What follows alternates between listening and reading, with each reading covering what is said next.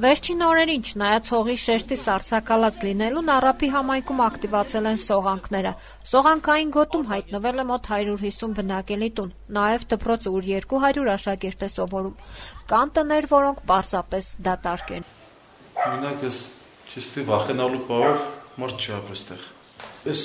տան մեջ ես երկու ընտանիք կապրի, մենք ընտանիքը Ռուսաստանը, մեկն էլ ասենք Վարչավ բարեկամի տունը կմնա։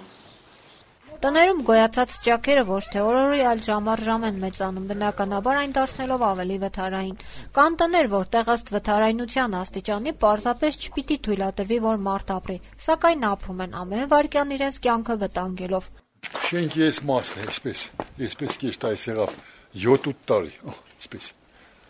Հոսքը դեպի այս կողմ է։ Վտանգավոր են տեղից տալը։ Խախտված, ես բալգոնն որ կա, չէ, բալգոնն էլ է խախտված։ Գայեշը երևաց է։ Բացված կետի այսպես որ նայես, երևա բացված, ինչ է բացվե։ Կեստա, հետանգ հոսեք ես տայլու։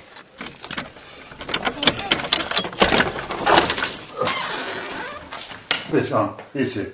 դե այս եղավ քանի տարի է, որ համարյա թե օր-օրի տարբերությունը մենք կզգանք։ Երկվան ժամի 9:30 կողմերը, որ սենք արդեն շշուգը ցեները կտրինգը։ Մեկ էլ այնպես ուժեղ դախկոց կուկա ինչ խորտ այսպես ծանդր մուրջով խպես գրունտին, այդպես ցենք կուկա։ Մի քանի տարի առաջ գյուղի տարածք մասնագետներ են եկել ուսումնասիրել ու եզրակացություն կազմել։ Երևանից բռնած մասնագետներն եկել ուսումնասիրել են գյուղի դե տարածքը, ես մեր գյուղը ամբողջ իր ցակվածությամբ 2 կիլոմետր համայնա։